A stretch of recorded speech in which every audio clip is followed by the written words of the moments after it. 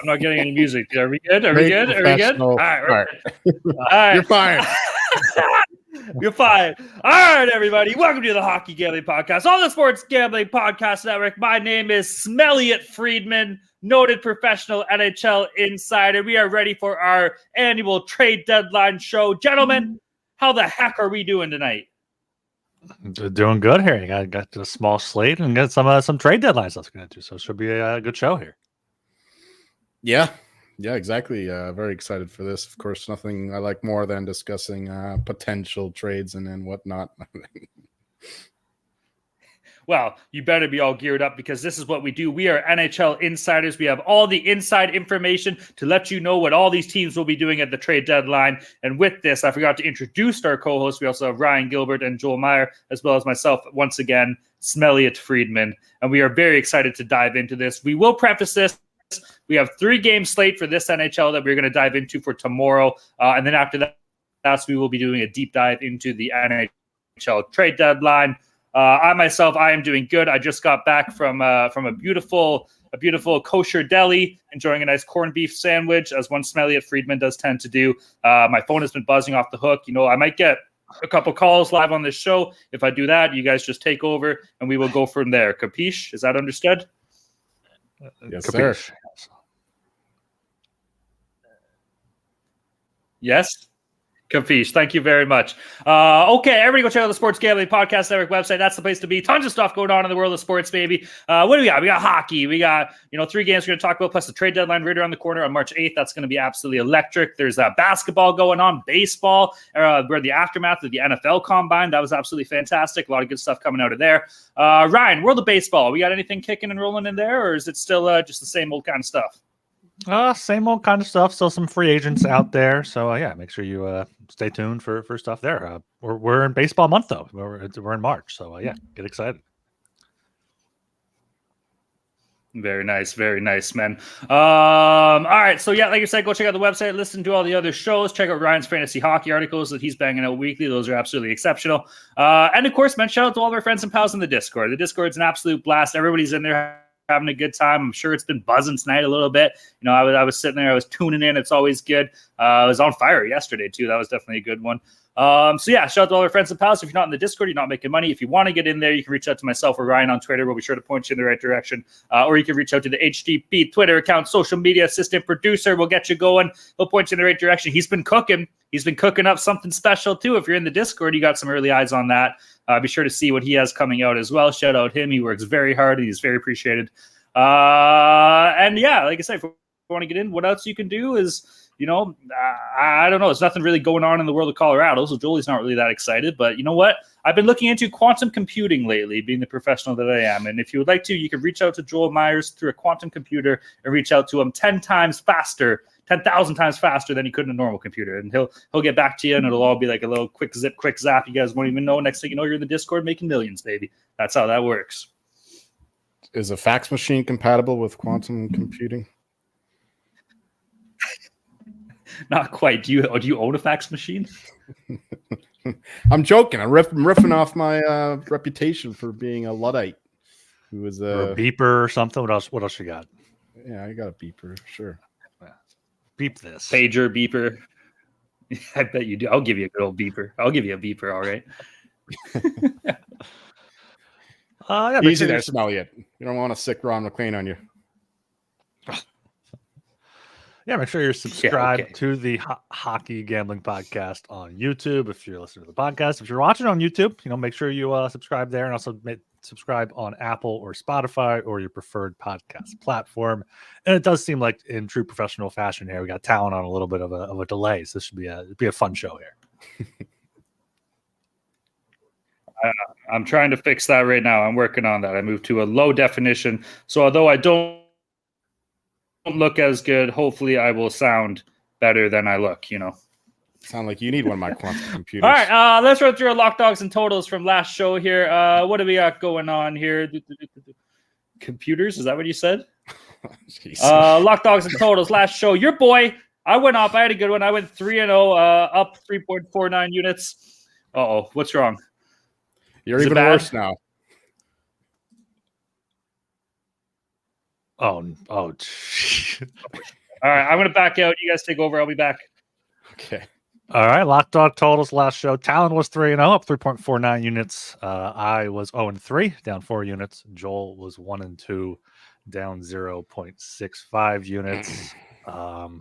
My lock was the Wild, -125 at the Blues. I think they got beat that one pretty handily. I think it was a 4-1, 4-2 final there.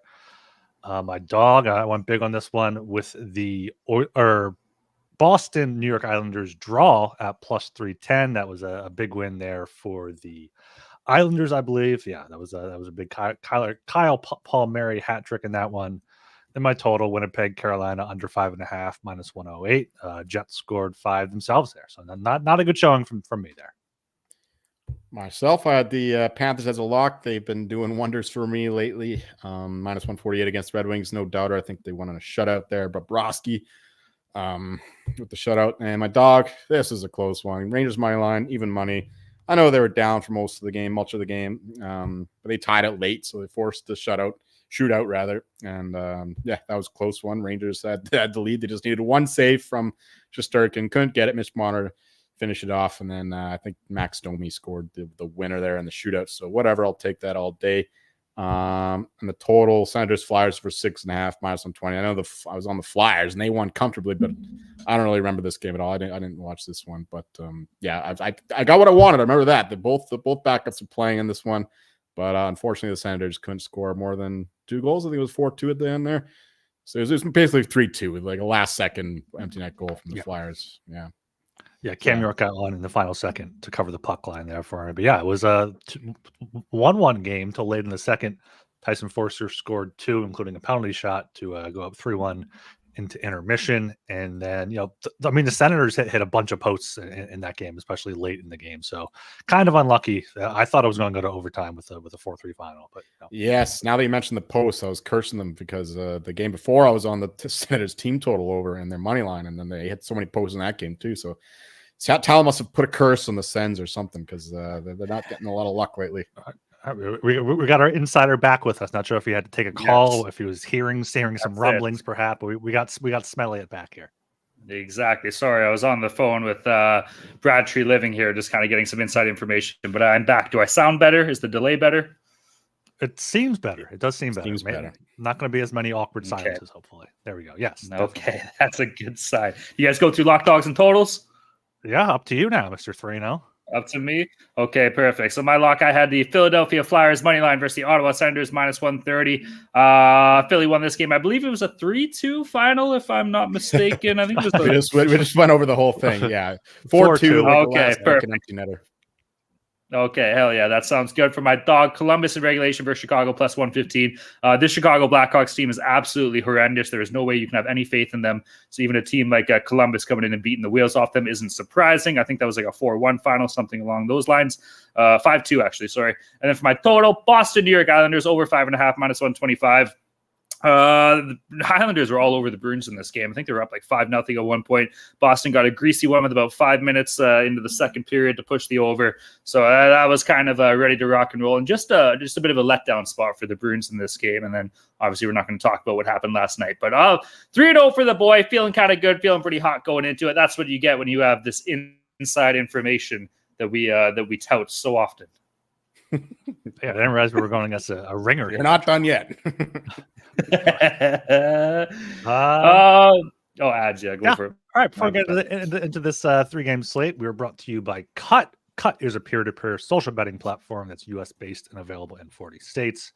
Peer-to-peer social betting is a new and better way to bet directly against your friends or other users on sports, politics, pop culture, and other events with verifiable outcomes, plus tons of fun social features that give it the feel of a betting social network, like group chats, betting leaderboards, head-to-head history, user profiles, fan groups, and more. You can create your own bets. They offer lower vig and fully customizable odds.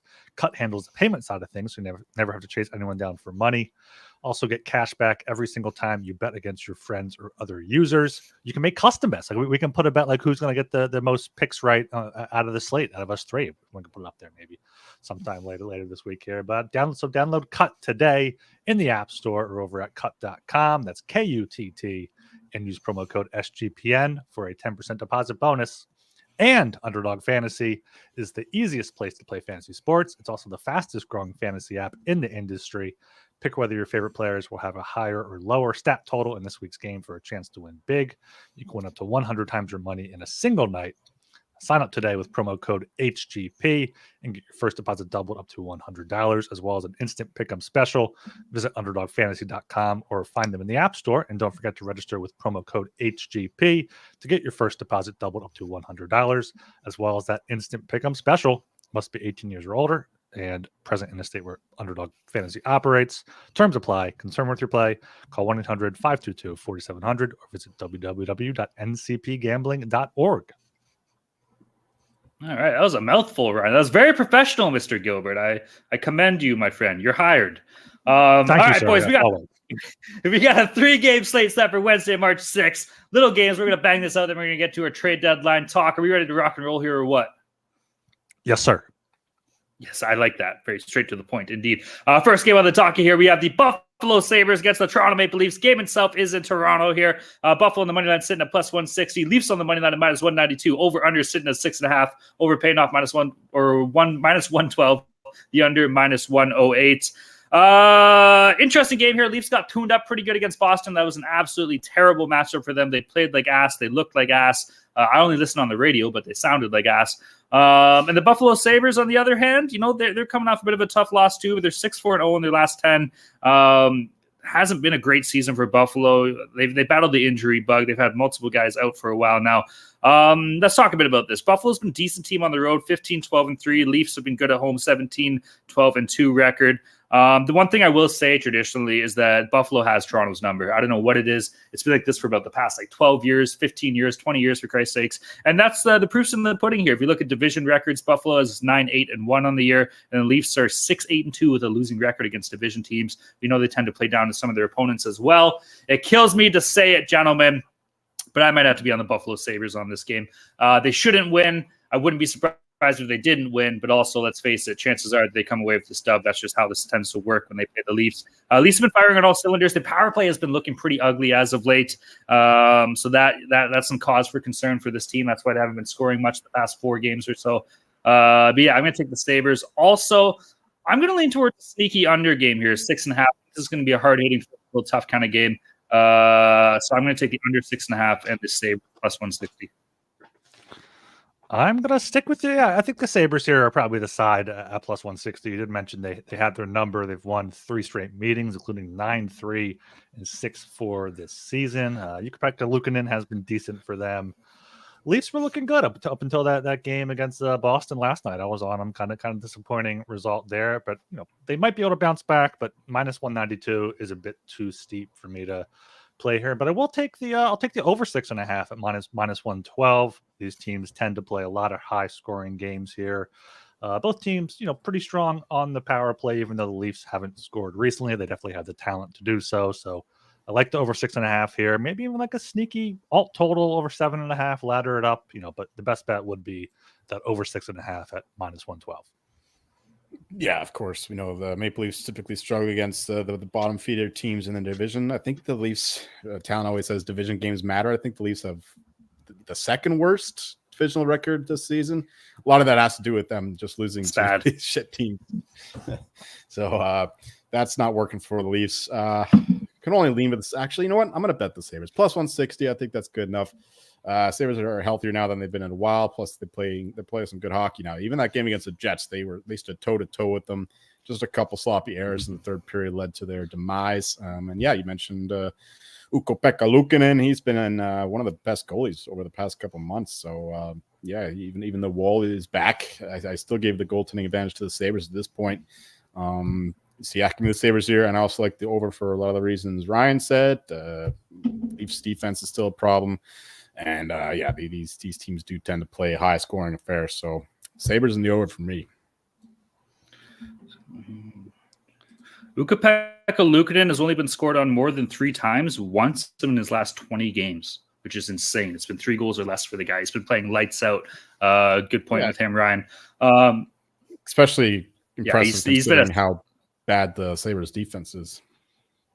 100%, man. It's crazy.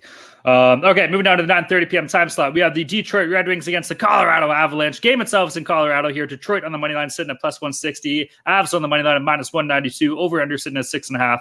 Over paying off minus 120. The under plus 100. Mr. Joel Meyer, what's the scoop on Colorado here? You should be able to take down in a good rivalry game, no? You'd think so, but the head-to-head is well, it's 9-1 in the Avs in the last 10. So the Red Wings actually won the last one, but before that, the Avs dominated them, which makes sense considering how bad the Red Wings have been as a team compared to the Avalanche over the past number of years. So it makes sense there, and I see no reason not to back away from that now. Red Wings are on a bit of a slide here, not playing the best hockey, losing some games, not exactly against the toughest, or not the easiest opponents, rather. But still, you'd like to see a little bit better from them considering where they are in the standings, and still got to secure that playoff spot. They're not exactly all in yet, but this is the first game, I believe, without Dylan Larkin, and I don't exactly love going against a team when they just lose their best player. You typically see the rest of the team really rally around that, especially when you get to go against your old bitter rival there. So I still like the Avs, though. They're playing well, especially at home. Best home team in the league. It's when they go on the road that bad things happen. McKinnon, of course, 2 goals, 2 assists, no problem against the Blackhawks in the last game. And I see no reason why he can't do the same thing here. So give me the Avs here. I won't play it too much higher, but minus 192 is pretty good to me. And I like the over 6.5. The Avalanche defense has actually been playing better lately, and we're getting some good goaltending actually from Anunen, surprisingly. Although even Prosvetov, that guy, he's been on fire in the AHL, so I wouldn't be surprised to see him back in the lineup pretty quickly here, which is necessary because the Avalanche back goaltender has been a mystery box for the past couple of years. So it'd be nice to solve that. Yeah, Avs in the over for me. Red Wings are, they're a bad defensive team, but they still got a lot of goal scorers. So give me the Avs in the over 6.5. Yeah, I agree with all that. This line here is the best out there right now, minus 192. They're already as high as minus 210 elsewhere, minus 205. So if you can still get this, definitely take advantage. I would consider the puck line as well, plus 120. Detroit coming off 4-0, 5-3 losses. They did have a big winning streak there, 6 in a row, but prior to that, they lost 4-1 in Vancouver and 8-4 in Edmonton. Not a good road team this season, and Colorado's been fantastic at home. Few 5-0 wins there over the Blackhawks, relatively easy wins, and then beat the Stars 5-1 pretty handily. Vancouver 3-1. So they can beat some teams on the puck line. Could see Nuke back for this game. I know he's been practicing, so hopefully he's going to be back pretty soon. That is a big thing. And yeah, I've been fading the Red Wings pretty much all year, and now that Dylan Larkin's out for a few weeks, around 7 games, and looking at their lines, I'm just not impressed whatsoever. So all over the Avs here. Love the over 6.5 at minus 120, but I would play the Avalanche team total over 3.5. I think that's around minus 140-ish. I think that's a good look here with them, scoring a lot of goals recently, kind of been able to take a load off against some bad teams. So all over the Avs here, and fading the Red Wings for the playoffs too. I would take them to miss playoffs. I'm not sure what that's sitting at right now, but I do like that look. I don't know about that one. That's a little sketchy. Probably some good value on it. For this game, I'm with Julie. I'm leaning towards Colorado here. I know we just saw this game, 2 weeks ago? I think Detroit won. Julie was saying it was a 2-1 game or something like that. I still like Colorado in this game. The biggest thing is the loss of Dylan Larkin up front. That kid's an absolute stud. He's having a hell of a year for Detroit. And his center position, first-line center, that's hard to replace for any team. So I like Colorado, like I said. I even like them in regulation, man. 12 of their past wins have all been in regulation. So this team has to find a way that when they do get it done, they do get the job done within 60 minutes. So I'll be looking, that's probably sitting at minus 130, maybe minus 135 or something around there. I love the over, though. We're not doing a lock dogs in total for this show because there's only 3 games. But if there was, I would definitely be sniffing that out.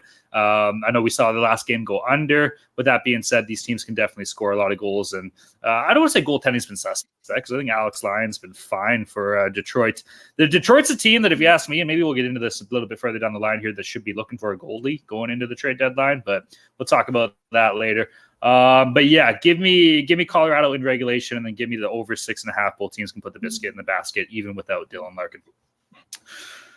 Okay, moving down to the 10 p.m. time slot, we have the Ottawa Senators against the Anaheim Ducks. Game itself is in the Quack Palace here in Anaheim. Ottawa on the money line sitting at minus 155. Ducks on the money line at plus 130. Over under sitting at 6.5. Over at minus 130. The under plus 110.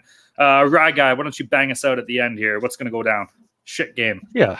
This is the closest odds game on the board, but probably definitely the worst one here between two just horrible teams. Two teams that are selling. Not even sure if Henrique Vendratrano are going to be playing in this one. Same thing with Ottawa. Kachuk looks like he's back, but I mean Tarasenko could be moved. They have some other guys that could kind of shake things up again. Chychrun again, possibly. Yeah, insane. Yeah. Mm-hmm. So I don't know. I don't have a good look here. I have nothing for this. This is a 3-game slate, and I have a pass game here. So yeah, this is nothing. Oh well, I got something. Yeah, I don't trust the Senators as a heavy favorite. I think that minus 155 is too much to lay for a Sens team. While they are the better team than the Ducks, they typically do better when they're the underdog. So I'm going to stay away from the side, but I love the over 6.5 here. Senators have the worst goaltending percentage in the league. They've been terrible for years now in that position, and their defense is not any better. I mean, they got great defenders, but they're a lot better going forward than they are defending. And so the Senators can score. The problem is they can't keep the puck out of their own net, and the Ducks are, I don't know, kind of average at both, trending towards below average for sure. Though they do have some good goaltending sometimes, I think the Senators make them play their way. We get a high scoring, stupid, dumb, entertaining game to finish the night. It will be stupid and dumb. I don't know so much about the entertaining part of this, but I'm going to have to lean towards the Ducks a little bit here. Joel, you touched on a very important thing here. Ottawa has a funny way of playing down to shitty teams and playing up to decent teams. Goaltending is very suspect. You brought that up as well. One of the things that stands out for me when you look at these stats for Anaheim here is that they're bottom of the league in shit in a lot of columns. The one column that they're mid at, and this is where the buyers with Anaheim are praising them for being mid, is their power play. They're ranked 19th in the league, which isn't that great, but it's better than the rest of their stats. Ottawa takes a shitload of penalties, they're averaging 11 penalty minutes per game, and they have the second worst penalty kill in the entire NHL here. So if we do see, a couple calls in this one, that's kind of what I'm anticipating here. I think that can be what helps put the Ducks over the edge. And I do like the over too. I think we saw this game like 2 weeks ago. It was a 5-1 final, or 3 weeks ago. So technically would have gone under, but I think, like you said, the Sens should be able to score more than one goal against the shitty goddamn Anaheim Ducks here. So anticipating the over, really do like the Ducks at plus 130 at home in the Quack Palace. I think there is some value at that. I do have a play here. I'm taking the Ducks on the reverse puck line. So Ducks minus 1.5 at plus 275. I think they could get a big home win. On the Beyblade Cowgirl, eh? Just fucking let it rip. I love that. Yeah. Did we track consensus plays for this game? I got him. Yeah. You got him? The Sabres plus 160, Avalanche minus 192 or regulation, and the over 6.5 at minus 120. Then we're all like the Ducks or the over in some sort of way in the late game. Maybe an Anaheim team total. Yeah, if I had to do it. What don't you like, Joel? No, I'm not. I wouldn't say I'm on the Ducks. I would lean towards the Sens. I just can't lay the minus 155. I like the over. Over. All right, that works. Fair enough. We're brought to you by Champs. Champs is hosting a free March Madness bracket contest for a chance to win $1,000. Plus, if you host your own March Madness pool on Champs, you'll get an extra free entry into the bracket contest. Tiebreakers are determined by who enters first, so make sure to register now so you don't miss out. Head to sportsgamblingpodcast.com/champs. That's sportsgamblingpodcast.com/champs. And win bigger by betting smarter this season with Hall of Fame Bets, the sports betting analytics platform for parlays, player props, and game lines. Research every bet with historical stats and data. Enter any parlay idea into Hall of Fame Bets revolutionary parlay optimizer tool to get hit rates broken down by leg, as well as an expected probability for the entire parlay. Sort all players by hit rate for any bet to learn which players are hot and which picks have value. Stop betting in the dark and join over 30,000 users researching with Hall of Fame Bets to craft more intelligent, data-driven parlays. Download the Hall of Fame Bets app or visit HOFBets.com and use code SGPN to get 50% off your first month today. Start researching, start winning with Hall of Fame Bets.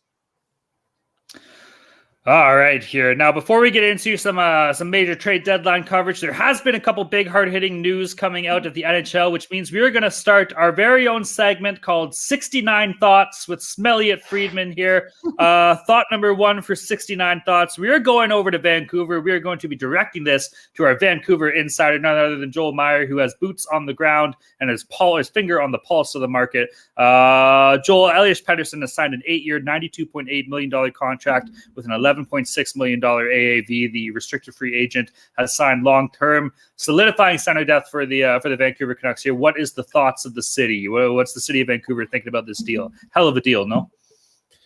Well, you know, this city, they're right on to the next thing. What about Philip Hronek? When's his deal coming?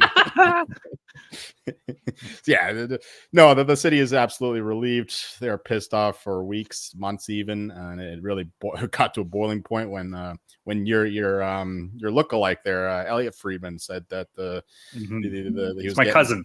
Trade calls. Oh, okay, that's who it is. And then I thought it was actually a genius move by Jimmy Rutherford. It was old school as fuck. Oh, sorry, I can't swear on here anymore. Professional. I know, whatever. 69 TV. thoughts, Joel. 69 thoughts. We don't swear on fucking 69 thoughts, okay?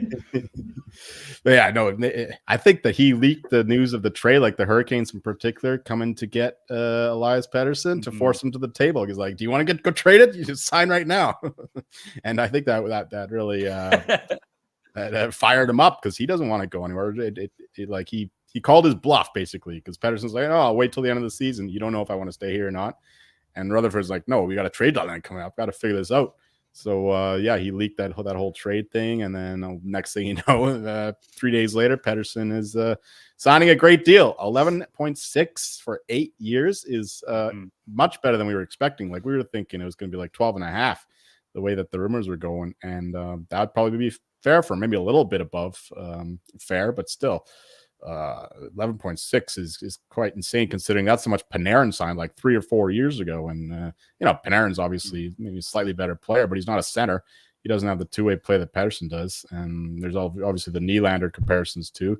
Pettersson's a few years younger. So yeah, I thought that was a tremendous deal. I thought he'd get at least 12, 11.6. It's not a massive Bruins style discount, but it's definitely a discount. So yeah, great deal by Rutherford. He's still doing wonders. We'll talk about some other crazy plans he might have up his sleeve later on in the show. But hell of a deal for the team, for the city. No, I agree with you wholeheartedly there. I think one of the things you touched on too is we were all expecting this deal to start with a 12, man, and I don't think that's out of the price range of what he could have and probably should have got. So the fact that he did take $11.6 million and over 8 years too, I saw a lot of rumblings saying, oh, maybe he'll be looking for like a 5-year contract with the NHL salary cap set to be coming up. Plus that would bring him into free agency as well. As we know, he was an RFA when he signed this as opposed to a UFA. So really the ball was in his court to kind of get whatever kind of deal he wanted. And you touched on it, Joel. Maybe it was kind of a should have get off the pot kind of mindset there for the Canucks, and they convinced him to take a big old steaming Swedish dump. And either way, the Canucks get 8 more years of Elias Pettersson at a fantastic deal, $11.6 million. This guy's hit 100 points, 2 years in a row or something like this. He's probably going to do it again this year. And one thing you touched on too with the Panarin and the Nylander comparisons, this guy's a centerman, man. So, and it's the most important position in the game, maybe debated with goaltending, but those are apples and oranges. But yeah, so this guy could have got so much more money had he wanted to. So it shows me that he wants to be there. He wants to be part of the winning culture in Vancouver. And don't sleep on Rick Tocchet's influence in this as well, man. Rick Tocchet's a hell of a coach, and if he plans on sticking around, maybe that's someone that Pettersson identified and said, "Yeah, I want to be with this guy long term to have a successful career." Ryan, what do you think? Yeah, no, a great deal. I mean, I didn't realize how few players are making more than him next season. Only 4 players. Matthews, McKinnon, McDavid, and Panarin. But yeah, he deserved that and more. So yeah, a great move by Vancouver to lock him up now, especially locking him up now when all these rumblings were coming out of Carolina trading for him and whatnot. So yeah, a good move by him, and yeah, lock him up for 8 years. I can't imagine a star player only signing for 5 or 4 years in a big Canadian city. I could never see that happening. So good for Pettersson to stick around in Vancouver. Why you gotta do that? Why we gotta do professional? Why we gotta be doing this, bro? It was a professional pot. It was a professional pot shot. Okay. All right. Down to thought number 68 on 69 Thoughts with Smelly at Friedman here in the Hockey Gambling Podcast. News coming out of the New Jersey Devils organization. Lindy Ruff has been fired. He's out. He's gone. They brought in Travis Green, who was already behind the bench, I believe, in an assistant coach role. He's an interim head coach now. You guys might remember him head coaching the Vancouver Canucks a few years ago. Noted good NHL player back in the day, former Leaf. I always like Travis Green, so I got a soft spot for him.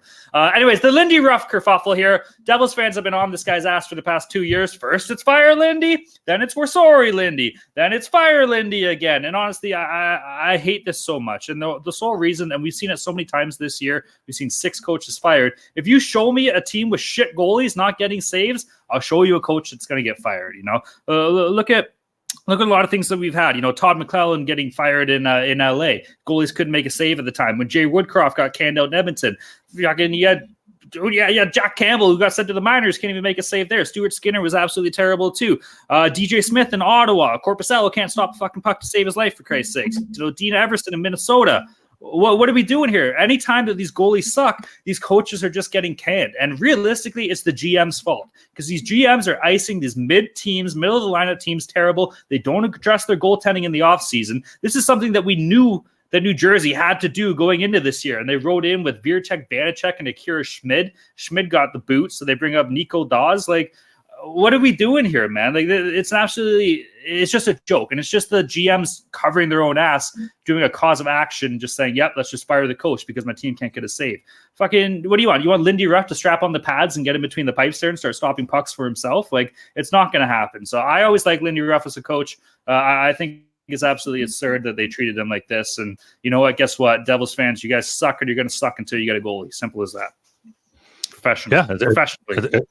It's a rough go of it there if you can't get any saves. I mean, you're not going to have a good record. And ownership and the front office knew that. They tried to go out and get Markstrom and they couldn't. And they can't fire the team. They can maybe trade a few pieces at the deadline. We'll get more into that later. But the head coach is the one to go. And we've seen that have positive changes for every other team that's done that, at least in the short term this season. But the Devils' problems can't be masked by changing a head coach to someone who's already there. And I saw the lines tonight. I think they had Jack Hughes playing wing for some reason. So I'm not sure if they're trying to free him up more defensively. But yeah, Devils are in a rough spot right now after another championship offseason for them. Mm-hmm. So I'm going to play a little bit of devil's advocate here. I had to one up you. You used Ruff twice. So come on, it was a layup. So I totally agree with you. First and foremost, that yes, absolutely, bad goaltending leads to coaches getting fired, just like good goaltending leads to Jack Adams awards. That's a fact. I mean, the Devils have the second worst goaltending percentage in the league this year, and naturally, it leads to coaches getting fired because the Devils are supposed to be much better this year. But that being said, I do think that Lindy Ruff was the wrong man for the job. We saw how great the Devils did last year, and I attribute a lot of that to the arrival of a certain Andrew Burnett. And it's no coincidence that once Andrew Burnett leaves, a lot of the players that excelled last year, like Jonas Siegenthaler, Dawson Mercer, Jesper Bratt, have had declining years this season. So I'm not saying that it's not the goaltending's fault, and then the GM has a certain role to play in that, but it's not just the goaltending. And I think that the Devils do need a younger coach, I think, to better maximize some of these players, because Lindy Ruff is a fine playoff coach and all that, but I don't think that the state of the game, the way it is now, and the way the Devils in particular play, the way that they're ordered around youth and speed and skill and all that, I don't think that Lindy Ruff is the ideal man for the job. So I'm not totally being a devil's advocate here, because you guys have a point. The bad goaltending leads to coaches getting fired, but at the same time, I do think that firing him was the right move in the long term, as long as they bring in the right guy, maybe somebody like Andrew Burnett. And power play just totally fell off this year as well, and that was a big factor in Andrew Burnett's game when he was there behind the bench. Yeah, it's a fine point saying it's not goaltending, because looking at the team save percentages this season, Senators have the worst, then the Devils, then the Lightning, who are in a playoff spot, then the Wild, then the Blackhawks, Blue Jackets, Sharks, then the Hurricanes and the Leafs. You have a few playoff teams there, even the Flyers in the bottom 10. So yeah, it's been the whole situation there in New Jersey has been too bad. Mm-hmm. All right, gentlemen, that wraps up this year's edition of 69's Thoughts with Smelliot Friedman and the HGP crew. We'll be very excited to get back at it next year at this time. With that being said, let's move into our trade deadline coverage for the 2023-2024 season. We're going to kick things off. We're going to run through this division by division, maybe talk about a couple contenders, what we think they might add, talk about sellers, things of that nature. We're going to kick things off with the Metropolitan Division. Current standings out east of the Metropolitan. Obviously, we have New York in first with 84 points, Carolina in second with 78, and the Flyers in third, holding down that third playoff spot with 72 points. Creeping up the back end, we have the Islanders and the Capitals, as well as the Devils and Penguins. Pretty much the entire Metro is sniffing around in this hunt. A lot of mid and a lot of good here. Buyers, obviously, we're going to look at teams towards the New York Islanders. Carolina's been some talks. This is the first team I want to talk about, though. I want to talk about the Philadelphia Flyers, and we're going to go to our insider, Ryan Gilbert, who has boots on the ground in Philadelphia here. Ryan, I heard some rumblings that Philly's inching towards re-signing a couple of these free agents. Guys like Sean Walker came to mind here as well. I don't know what you have heard, the rumblings in the city, and what your thoughts are on what the Flyers should do at the deadline. Yeah, it's been up and down since December. We've heard about Sean Walker, who's going to be getting a lot of interest, could get a first round pick. Teams are asking about Walker and Sealer as a pair, which is something I'm all for. I think the Flyers should trade them both together. I do think they are going to end up trading Walker. I'm not sure if they're going to get the first round pick that they so desire. I know Edmonton is in on him, but they want to give up Cody Ceci plus a first to take on the contract for him, which Charlie O'Connor had a good tweet thread today saying, like, if you take on a contract, you're not getting the first round pick. You're taking away some value there. So it's more like a second round pick. But yeah, Walker, he has to go. The Flyers are in a spot where, they might buy a few cheap pieces. Like they should be getting a backup goalie because you can't trust Peterson, can't trust Sandstrom. I could see someone like Martin Jones being, even if he doesn't get waived, send the Leafs like a 6th round pick, 5th round pick. Chris Drieger is someone else I like. He's in the AHL for Seattle. They obviously have Grubauer and Decord there as well. But yeah, the main storyline is Sean Walker. They should be moving him. I would be happy if they got a 1st round pick. If they got a 2nd round pick plus, that's fine by me too. I think Steeler stays. I think they trade Mark Stahl for whatever they can get. And then it looks more and more like Scott Laughton just isn't going anywhere, even with a weak center market out there. You got Henrique, you have Jack Roslovic. There's not many centers out there, but the Flyers are too emotionally tied to Scott Laughton. He's one of their leaders in the locker room. He's the only guy that wore a letter up until a few weeks ago. So yeah, it's going to be Sean Walker. As long as he goes, I think that's going to be good for the Flyers. And if they make another trade to sell something, or maybe sell and buy at the same time, as long as they have their long-term rebuild in mind, which I think they will, I think that's going to be a good deadline for the Flyers. So I'm going to preface the rest of this show by saying that I'm going to be fairly useless at this kind of thing. This is not my area of expertise. I'm no noted the professional NHL insider. But yeah, Flyers. I heard that people are interested in Sean Walker.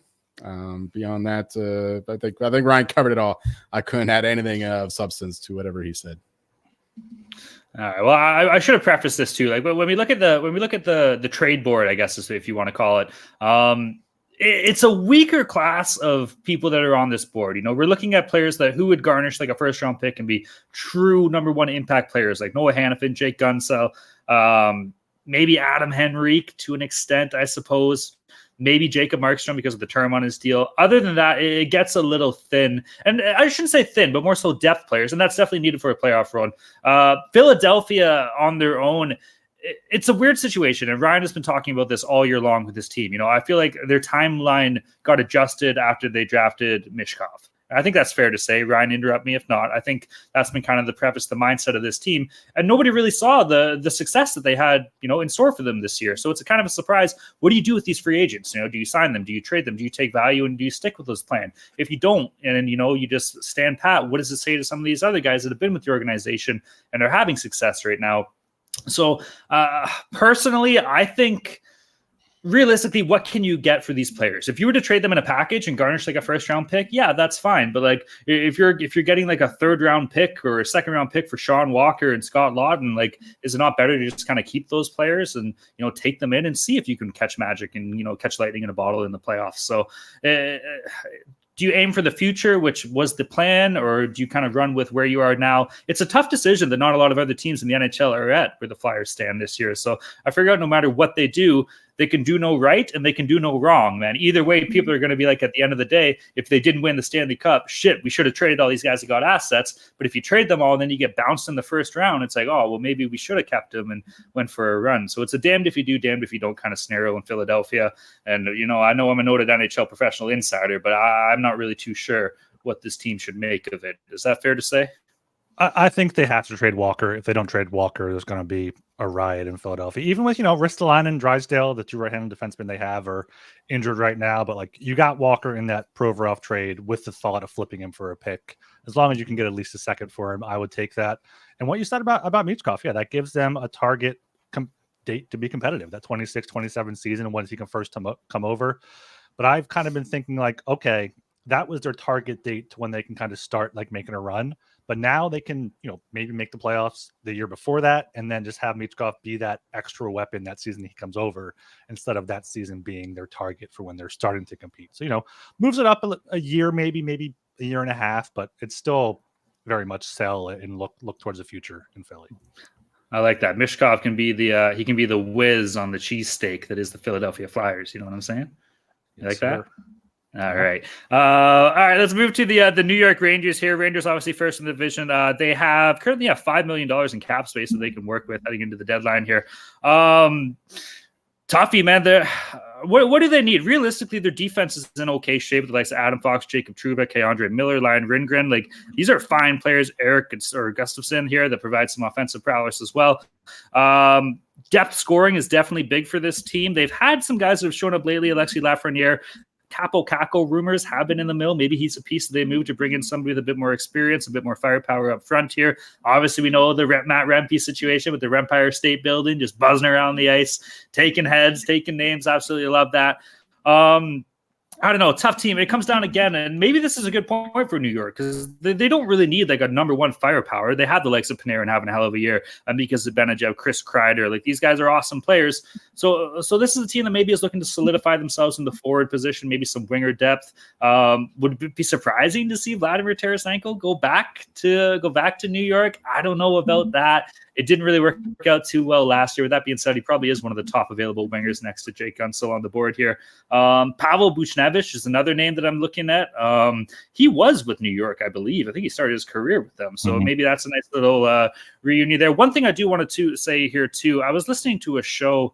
Who was it? It was Ryan Callahan was talking on it, former Tampa Bay Lightning player, a Stanley Cup champion as well. And he was talking to you saying, you know what, man, like, when I got traded to Tampa Bay, it took me like a good 4 or 5 months just to get settled in. You're with a whole new group of guys, right? You're trying to figure out the lingo, the language, like, is this guy a clown? Is this guy not? Just the personality, the off ice stuff. And that can be the toughest thing to learn of. Everybody can play hockey. It's what these guys are doing for the career. But to really feel at home and comfortable with the scenario, there's something to be said to that. So maybe a reunion with a player that you've already had, it takes that out of here. He's ready. He knows the system. So a guy like Pavel Buchnevich with, what's he got? He's got a $5.8 million cap hit. He signed for the next 2 years, so a little bit of term here. St. Louis is probably looking to sell him as well. So it might cost New York a little bit more than they would want to pay, but they could make that work under the cap here. And I think a reunion like that might be fitting for this team with Buchnevich at 28 years old, 2 more years left on his deal.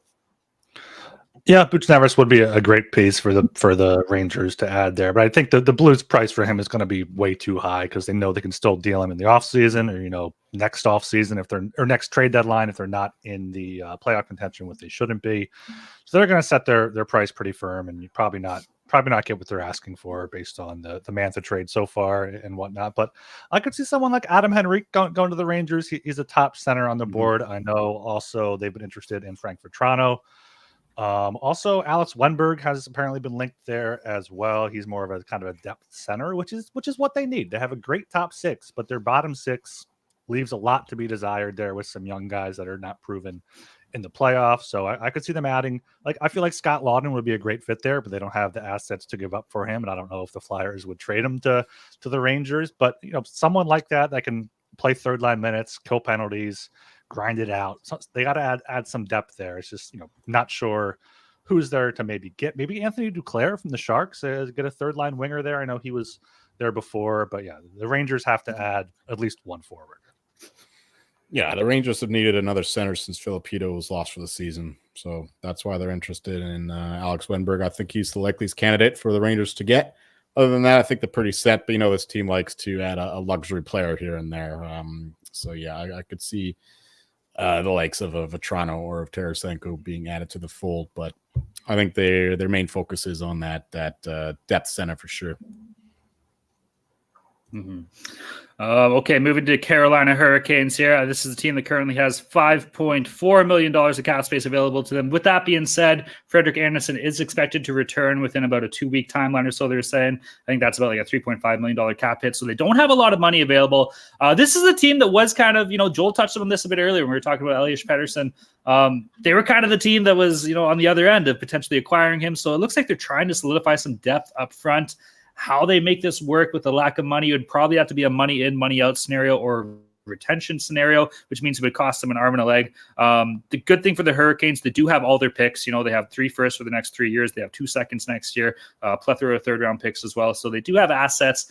Prospect in their pipeline, it's okay. Nothing to write home about. But I don't know. They're going to want to look up front. Talon. What do you got? What do you got? No prospects? Have you ever heard of Alexander Nikishin? He's probably the best player outside the NHL right now. He's in the KHL. I thought you'd be all right. Well, I'm sorry, they got one prospect. Absolutely. So shout out to Carolina. Yeah. Big boy, big Russian boy, or what? No, yeah, why would you? They need it. Mm-hmm.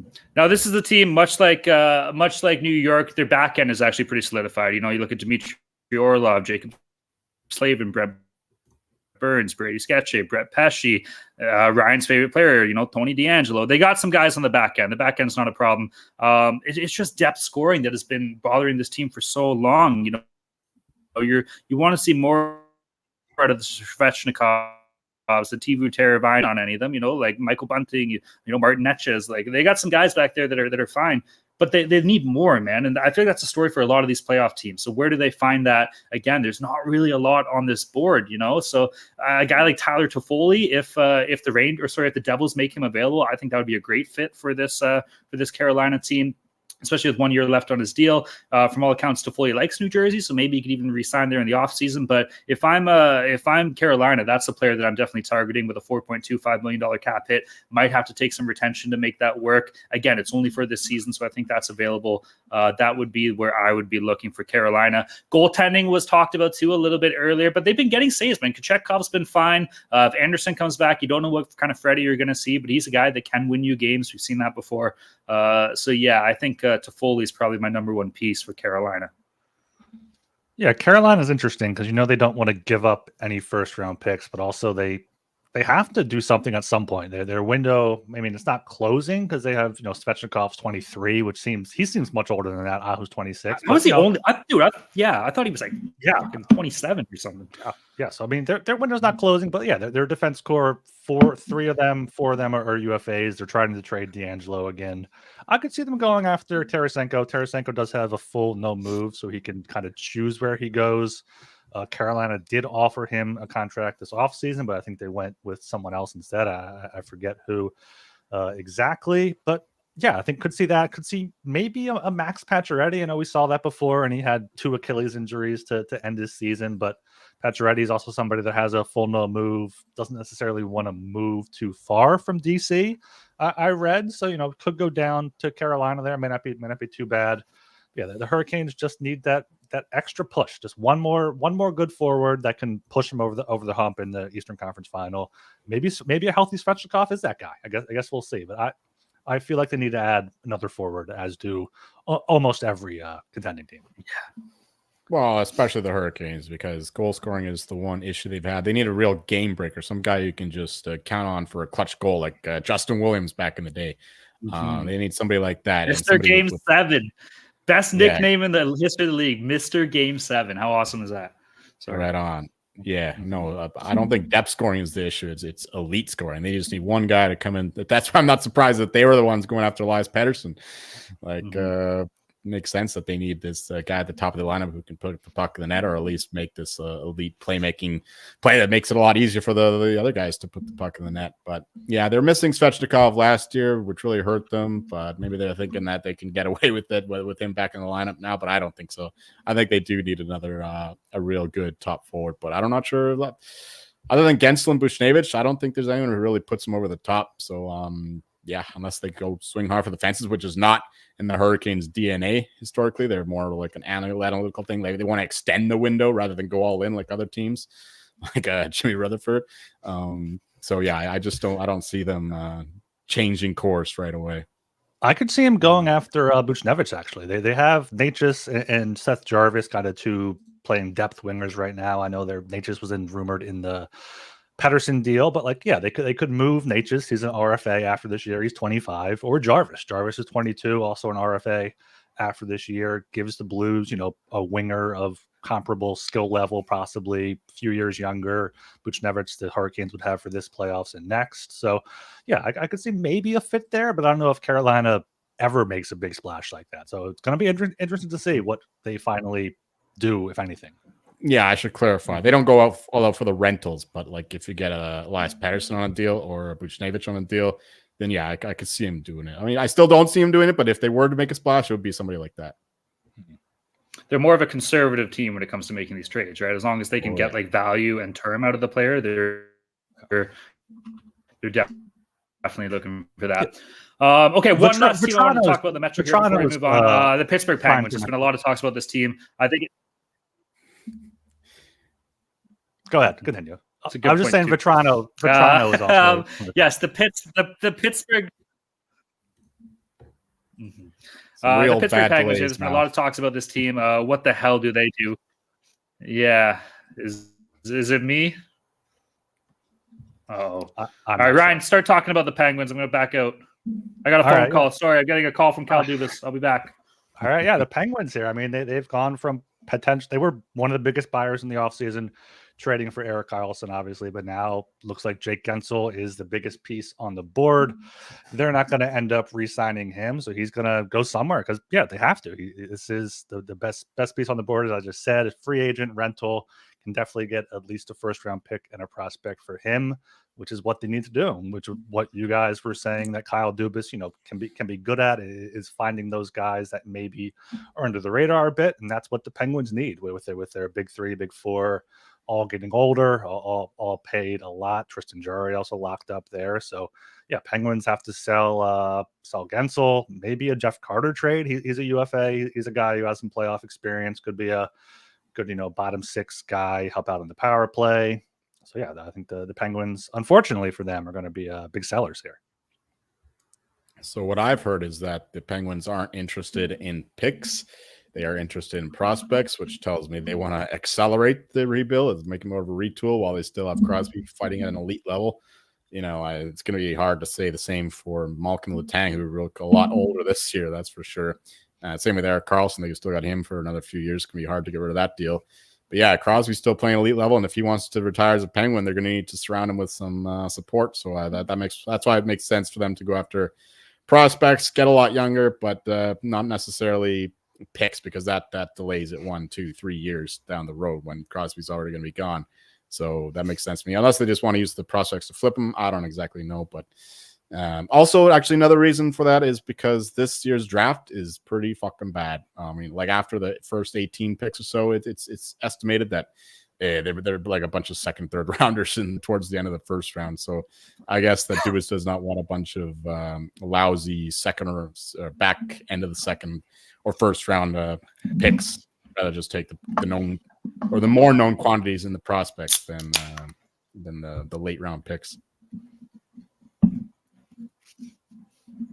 I agree with what you said. I think a lot of people said that too, that they're going to be targeting players a little bit farther down the line when it comes to their development line. The Gunsel here asking price, I think I heard was like a first and a couple prospects or something like that. So yeah, that proves. I will preface this as well. Kyle Dubas is good at picking in the second round, man. Matthew Nyes, Nick Robertson, Fraser Mitten, who are all second-round picks, and those are all guys expected to be contributors for this Leafs team going forward in the next couple of years. But, man, this Pittsburgh team has their back up against the wall. They say they want to get younger. Look at the contracts that they have on your books. And even just like shit signings like Ryan Graves to 6 years, like things of that nature, 28 years old. I know that they're trying to get off of him. Who in the right mind is going to take that contract? So a little bit tough. I don't know how it's going to work out in Pittsburgh. Obviously, like you said, they want to get younger here. I think their playoff hopes are they put a knife in it. I wanted the Penguins to win. I owe Ryan $100 now because of it. But I think Pittsburgh is pooched, Joe. So yes, sell whatever you can if you can, and we'll see how it all kind of plays out for them. Okay, let's move into the Atlantic here. Current standings in the Atlantic. We have Florida in first with 88 points. The Bruins in second with 68 points. The Leafs in the third with 78 points. Wildcard teams, you got two teams for the Atlantic, Detroit and Tampa, both at 72 points as well here. Let's kick things off with the Florida Panthers here. Honestly, I don't think Florida should do shit. They didn't do anything last year. Obviously, it was in different circumstances. They weren't even sure if they were going to get into playoffs last year. But this team just has a way of playing properly. The guys are in it for each other. They love each other. You can tell that by the way they play and stand up for each other on the ice and off the ice in the media as well. Sometimes when you have a chemistry like that, man, you don't want to be bringing in and pushing guys into the locker room, because what happens is they take somebody's spot. And if you're a player and you're sitting there, it's like, my best friend's out of this lineup because we brought in this guy because he's a better third line depth winger. It's like, is that really better for the team? Maybe analytically, maybe on paper it is. Within the dressing room, I think you can make a fair argument that it's not for a team like Florida. Does that mean they won't do anything? I don't think so. They can have like a couple depth pieces. Sure, you can't go wrong with depth, maybe like a seventh defenseman or, an extra winger or centerman or just something to help solidify in case there's an injury, especially with the way that team plays. But yeah, I don't really think this Florida team's going to do much of anything. They might, though. Obviously it could happen. Anything's on the board here. But I just don't think it's necessarily in their best interest, Yeah, I mean, this Panthers team decided to run it back, and it's paying off so far. Big win tonight in New Jersey, 5-3, to add to their President's Trophy lead. So that's good for all the Panthers backers out there. And yeah, Talon, you said it. You don't want anyone coming in kind of messing up the chemistry. I did see Pierre LeBrun mention potentially Pacioretty going to the Panthers. Could be somewhere where he wants to go. We saw Giroux go there 2 years ago as a veteran player choosing his destination. So could see Pacioretty filling in there, third, fourth line, pitching on the power play. But I do see them adding a depth defenseman, like a seventh guy. Just, there's going to be injuries in the playoffs. People are going to get beat up. And who's better than Mark Stahl? Mark Stahl played all 82 games last season with the Panthers, had that playoff run there. Panthers have late round picks the Flyers could go for. So I feel like someone like Mark Stahl, who knows that room already, he'd be welcome right back into it. I could very well see Stahl going to the Panthers. Mark Stahl makes a lot of sense. Can never run out of depth defensemen, but I think more importantly, the Panthers need one or two more depth forwards. The way that they play requires a lot of energy with a forward checking style, so I think those guys are pretty cheap. You get a cheap third, fourth liner like that, replenish injured players and whatnot, and nothing too major. It's interesting though, we talk about the long-term injury reserve, how that's a boon for certain teams, Vegas and Tampa, but you know what is also an asset is not using LTIR, because you accrue cap space over the course of the whole year. And the Panthers, ever since the beginning of the season, when the guys were on since in the offseason, have actually accrued a ton of cap space. So they have a lot more than other teams do. So they don't have a ton of assets, but in terms of cap space, they're in a better shape than some of the other teams who have to use the LTIR on players throughout the year. So I just wanted to throw that out there. I'm so proud of you right now. Yeah. I love that you know that. I didn't study that myself. That's just something I heard. And I thought it was fucking smart. It's true. All right, we'll move down to the Boston Bruins. Oh, sorry, Ryan, you got some notes you want to add? No, not this time. No, you're good. All right. Okay. We'll move down to the Boston Bruins here. This is a team that does not have a lot of cap space available to them. They have like $57,000. There was an interesting rumor here coming out earlier that the Canucks were looking to move at least Lindholm, which is just insane considering they just traded for him. And Boston was the team that was kind of floating around here. Whether this comes to fruition or not, we will have to wait and see. It would have to be money in, money out kind of deal, or I don't know. That's a mess. We'll see how that ends up playing out here. But again, this is a team that doesn't really have a lot of space to kind of make rooms. And should they, like, you look at their back end, maybe there's a little bit to be desired on the back end side of things. But that being said, you still got McAvoy and Brendan Carlo and Matt Grizzlis holding down the fort back there. Kevin Shattenkirk's a nice old vet that doesn't really get talked about too much. Goaltending is this team's biggest positive, right? So as long as they have those two studs in the back end, they're going to have a chance to win every game that they play. But this is a team that probably wants to, make a boost up front if possible. David Pastrnak, Brad Marchand, Charlie Coyle, Pavel Zacha, like Jake DeBrusk. These are fine players. Morgan Geeky's, I think he has like 7 goals in his past 5 games or something like that. JVR has some depth scoring, but they just need a little bit more up front to bolster it. Maybe some of these depth guys could potentially be an option. Maybe they're a team that if they can make it work somehow financially, target a Tarasenko or something like that. They just need some better scoring options. Maybe even a guy like Anthony Duclair. I think he would be a perfect fit in this Boston system. Plays hard, plays physical, and has enough skill to kind of put the biscuit in the basket as well. Maybe that's a guy only a $3 million cap hit with some retention. They could fit into the lineup. I don't expect him to be crazy. Crazy. What's the word? I guess. Active, I suppose, come March 8th here, but I think there will be a team that's looking to bolster up front.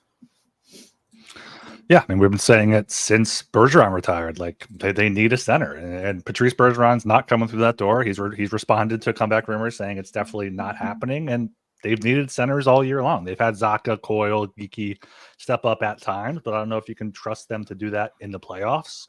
As this team is built, I don't think they can win more than around, if that, depending on who they're playing. So they have to go out and get somebody.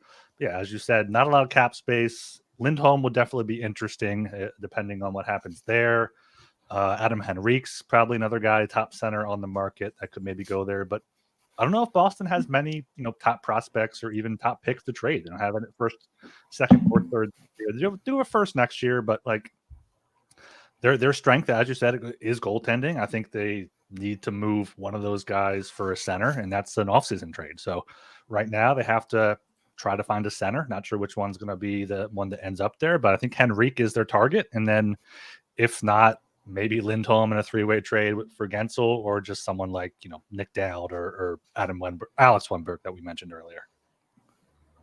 I don't really think they do need a center. I know we've been saying that for a while, but they've proven that they can win all these games with Coyle and Zacha, who are actually in some measures outperforming Bergeron and Krejci. I know that they aren't as good still, but they have enough strengths in the back end and in the wing position and in goal, most importantly, to compensate for that. So, I know we've been saying they need the center, but clearly they're still fighting. They're still near the top of the Atlantic in the Eastern Conference, so they've been able to win games this far. Of course, you do like to get to center depth. I'm not saying otherwise. I do think that that's the position they would most need.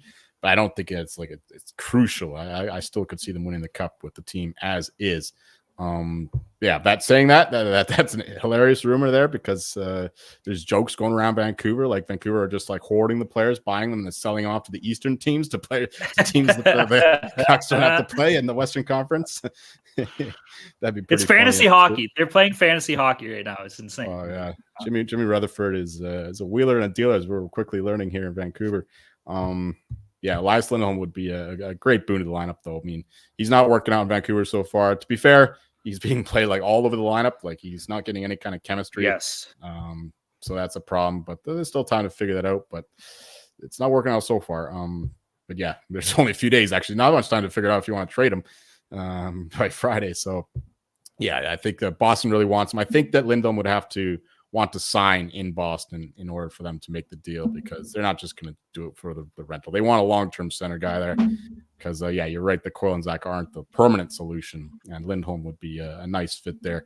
He plays the Boston way, no doubt about it. But even then, do they have the assets to get that done? Like, I just look at, their picks, their depleted prospect pool. This is a team that's been so good forever in trading picks. They're nothing too significant. I think they're like a bottom 5, bottom 10 team when it comes to prospect lists. Like, I just don't know how they could make that happen. Not to say they couldn't, but there's always a way. But I don't know. It's interesting. A player that I'm actually looking at this Bruins team, and you talked about it, Joey, like their center depth has been fine, but like you're one injury away and it's just ugly. So like a guy like Nick Dowd maybe is an option, a 33-year-old veteran, $1.3 million cap hit. He signed for the next 2 years as well. Maybe you could make that fit. It's just a guy, right? It's just depth in case something does happen. You need that in the playoffs. You said it yourself. So maybe something like that could be a minor target, I guess, for the Bruins going forward. All right, let's talk about the Leafs here. We won't make it long. Don't worry. Don't get your panties in a bunch. I'm ready to take off my headphones. Not a lot of cap space for this Leafs team here. With that being said, the retention that they paid for with the Lyubushkin trade shows that they're kind of looking to help bolster that back end a little bit as well. Up front, they've been looking in decent shape since they kind of mixed the lines. It's looking like they're going to run a 1-2-3 punch of Matthews, Domi, and Tavares heading into the playoffs here, down the middle in the center position, which has been fine, which has been admirable. The back end is, what do you do? Personally, man, we talked about this for myself with my thoughts on this team here before. I don't think you do anything significant unless there's like a player out there with like decent term that you can lock up. I think you hold on to that first round pick. Like, look, okay, let's look at what happens in the offseason. You know, you can spend a first round pick, you know, and you can get whoever you can get at the deadline, or you can spend a first round pick in the offseason and get like an Alex DeBrincat. You know, you can spend a second round pick and get fucking Tana at the deadline, or you can spend 2 second round picks and get like Devin Taves in the offseason. So these picks have so much more value in the offseason, it seems, before the draft, even though it's the same asset that you're trading away, than they do at the deadline, because deadline, the player price is just through the roof. Let's win now. We're sniffing the cup. We can do this. Well, guess what, man? For this team, when it comes to pertaining to this team, you have Matthews linked in for the next 4 or 5 years. You have Nylander linked in for the next 8 years. What's going to happen 4 years from now if you go all in and trade the Mittens and trade the first round draft picks and just trade everybody in the farm? You're going to be looking in 4 years and you haven't won a fucking cup, and you're going to be like, well, shit, now what do I do? We got nobody coming to play with these guys. They're still going to be there looking to win. So you can get more value for these picks, man. And I have a lot invested in this team. Like, you know, time wise, I watch this shit fucking all the time. My heart's in there. My fandom's there. My passion's there. Financially, I was thinking about this the other day. I got like 10 grand in fucking Bell stock, and Bell Media stock, right? And Bell Media's a 60% owner. They're a 60% owner of the Leafs, right? So if this Leafs team fucking does well, the stock shoots up. Look what happened in 2019 when the Raptors won. The stock went up like 25%, for Christ's sakes. So nobody has more invested in this goddamn team than Elliott Friedman over here, okay? But I don't think going balls to the wall and making a big acquisition, you know, and overpaying at the deadline is the best thing for this team. Defense, it's not pretty. It's not great. But if you can get Lyubushkin to play with Riley, let's face it, the game is different in the playoffs, okay? You don't need like a crazy puck-moving defenseman that needs to shimmy shake 2 guys, fake a backdoor pass, and then seam a saucer pass up to a breakout to a fucking breakaway Mitch Marner. You need somebody that can get the puck out, clear it out of the fucking blue line, live to see another day. Someone that can back check and let Morgan Riley drive up. And you know what? And someone that can play physical, move guys from the front of the net. And I don't think you can make an argument that Ilya Lyubushkin can't do all that. You know, he can. Is he the best player? No, of course not. Do you want more? Yes, of course you do. Is it worth paying that much more to go get somebody else? I'm not convinced that it is. I'm sure other people might disagree. But I just think it's such a different game. And for this team to have success, they're going to need their players that they acquired in the offseason to be better. And that's why they brought them in. Domi is that playoff success. We saw how much of a dog Bertuzzi was last year with Boston in that Florida series. He was one of the best players the Bruins had. So these players stepping up are going to have to be your acquisition. And they've had struggling years. And they're starting to look better. Don't get me wrong, man. And this is the team that if you look on paper, they have a pretty physical defense. They have the speed. They need some goal scoring.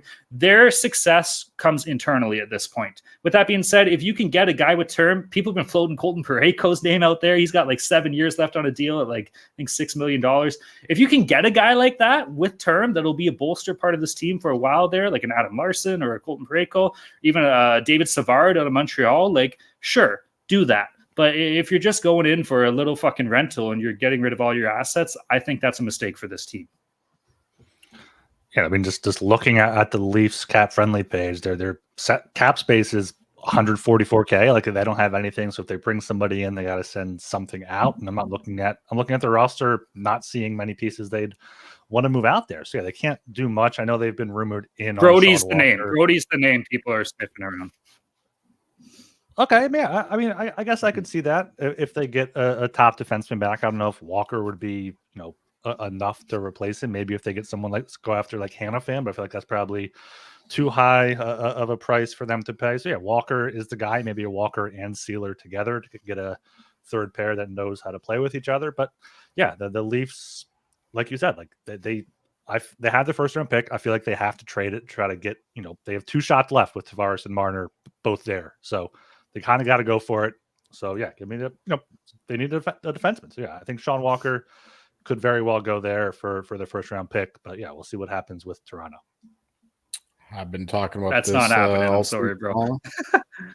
Yeah, speaking of not happening, did you say Devon Tays? Like you're getting him or Colton Parayko? No, but that's a player that you value of picks. No, the value of picks. Exactly. Yes. Yeah. Okay.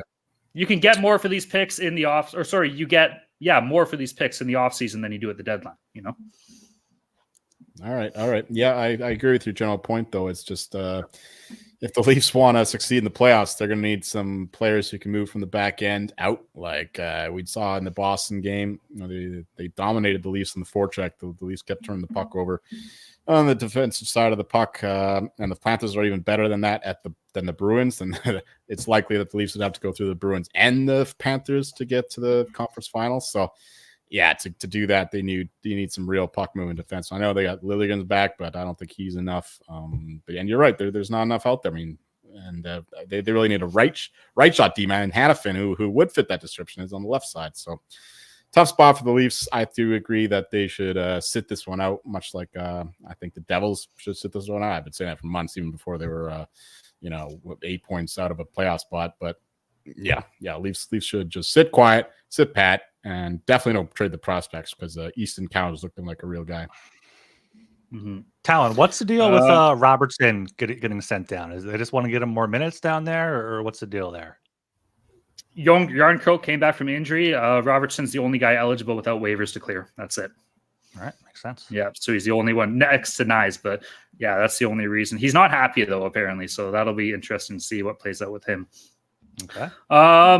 All right, let's talk about the Red Wings real quickly here. Real quick. Yeah, I know. I think they're going to make playoffs. I think they are too. I've been saying it for a while. If they're going to go on a run here, I think they got to bolster what they have in between the pipes. I'm not convinced Alex Lyon, James Reimer, and Ville Husso are enough to do it for you. When it comes to available space here, they got fucking $12 million.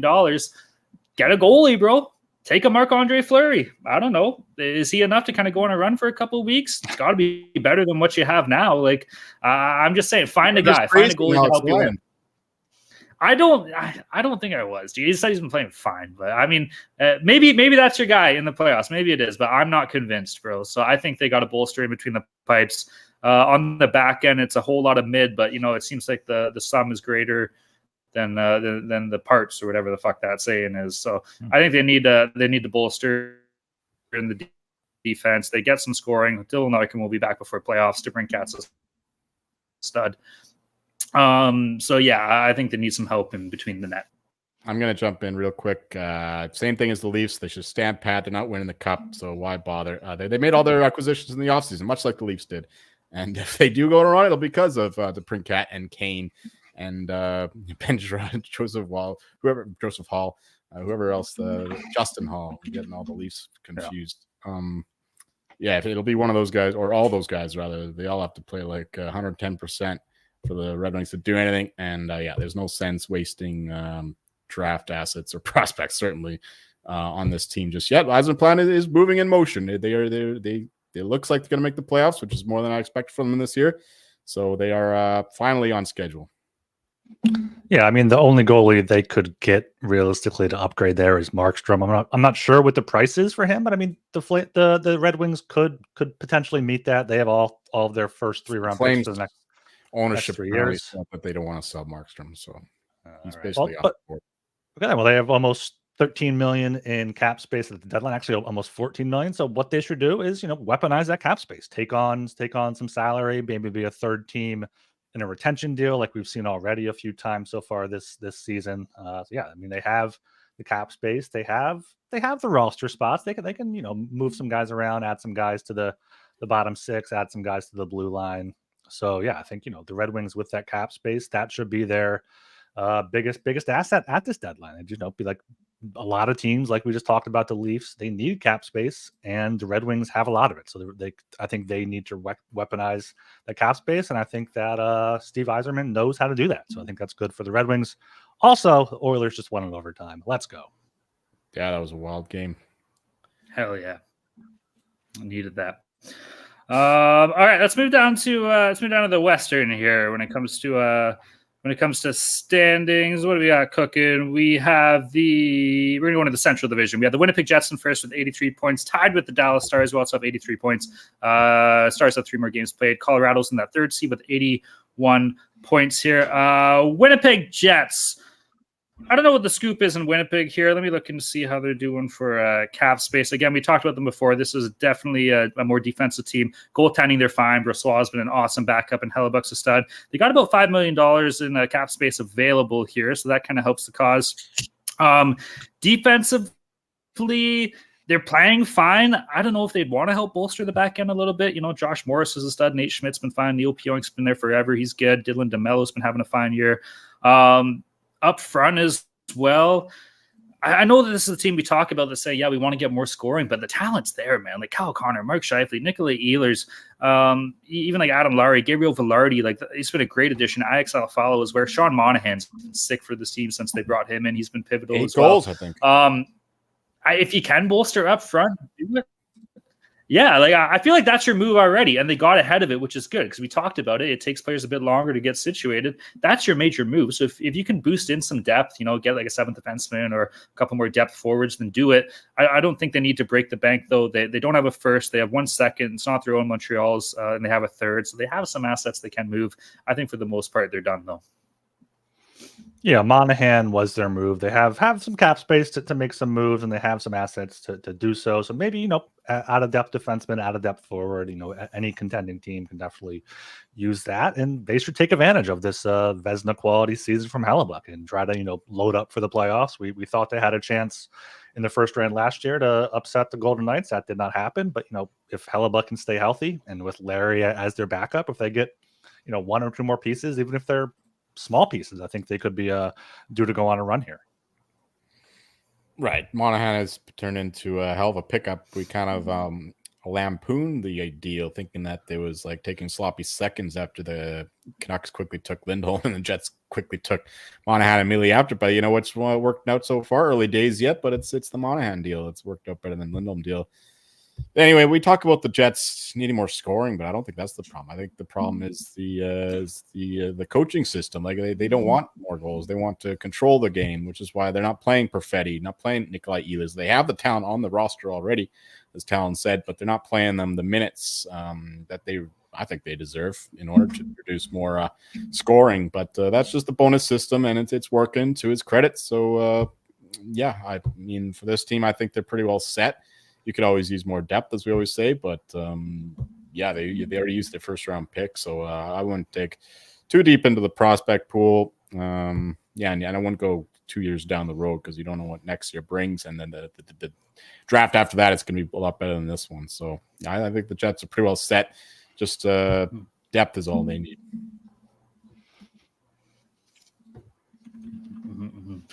All right, we'll move down to the Dallas Stars here.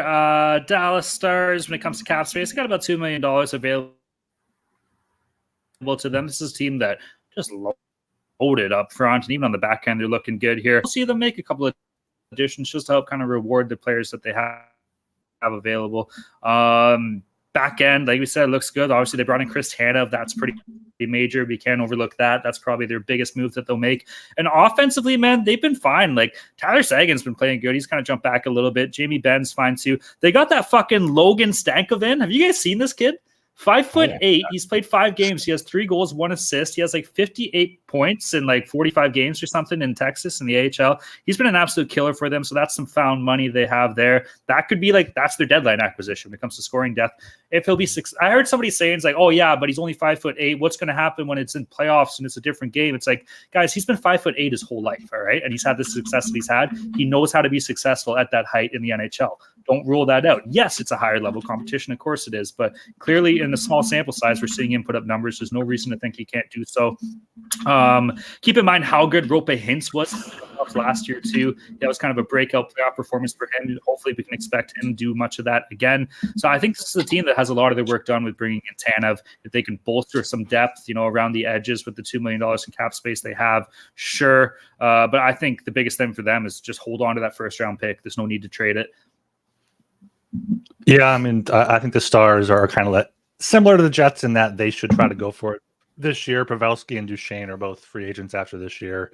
I can't imagine they'll both stick around, at least not at the current cap numbers. I know the cap is rising, but also Seguin, Ben, you have these guys still at the tail end of their careers here, even if Seguin has been hurt with Stankoven. Yeah, I thought we were over the he's too small conversation with players. Like you have Patrick Kane's 5'10", DeBrincat's 5'8", Danny Briere was 5'9" in a more physical era. So if you can play, you can play, and he definitely can. He's proven that so far. If I was a Stars, I'd probably add one more defenseman just so Ryan Suter doesn't have to play if you even have one injury. Maybe make him your 7 or 8. So maybe I add a depth guy there for them. But yeah, Chris Tanev was their move, and I feel like they're in a pretty good spot now in the West. The thing about the small guys, though, is we don't talk about the guys who didn't make it. Like these small guys who do make it are the exception to the rule. It's like, okay, you could say some of them were washed out because the GMs don't want the small guys, but a lot of them are just they couldn't handle it. And it's a different thing in the playoffs too. Is he going to be like a Braden Point kind of guy, small guy who elevates his game in the playoffs, or he's just going to wash out because of the physicality and all that? So it's I kind of buy into the size matters. Just look at the fucking Vegas blue line last year; they're all a bunch of titans. That's really important, I think. Still, professionalism. You can't be saying that. Oh, I've lost kind of my fingers. Like how many times you've said it, you just don't notice it. Talon made a good point. Logan Stankoven is like their pickup as well. I mean, Chris Tanev, of course. I think the Stars are making another move. That's what I'm hearing anyway from Talon's cousin there, Elliot. And Stars are they're loaded. They're loaded on depth, but they still want to go all out. Like that's the Jim Nill philosophy. He comes from the Steve Yzerman school, that kind of order of thinking. In order, you're going all in when you have a good team, and then the Stars do it. Plus, they have tons of talent coming up, so their window is open for a long time with the Jason Robertson, Heiskanen, Rupe Hintz, all these guys. Plus, they got Liam Bischel coming too from the Swedish league when they're done their playoffs at the end of the year. So they're probably not going to deal him, but he'll be a nice addition as well if they decide to play him in the playoffs. They also got that Hardley on defense too. What's his name? Thomas Harley. Thomas Harley. Yeah, he's been sick this year too. He's had a lot of success. So, yeah. All right, we'll move down to the Colorado Avalanche. Colorado has, I believe, about $2 million or so in available cap space to them. Jolie, what's the rumor mill around Colorado? You got your finger in the pulse there. That's your team. What's everybody saying?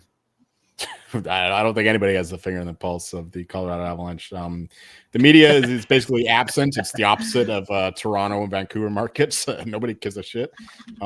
Plus, there's also the fact that Sakic and McFarland are like secret agents. Like if nothing gets out of the building, that's why you hear the Avalanche linked to everybody, but they always end up with like somebody random.